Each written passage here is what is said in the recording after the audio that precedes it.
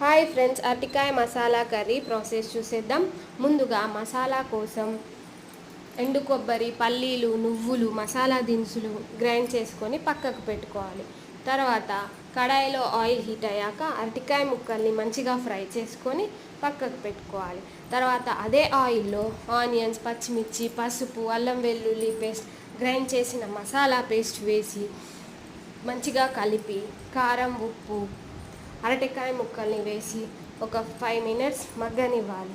తర్వాత ఒక 1 glass of water add చేసి ఒక 15 మినిట్స్ అలా వదిలేసి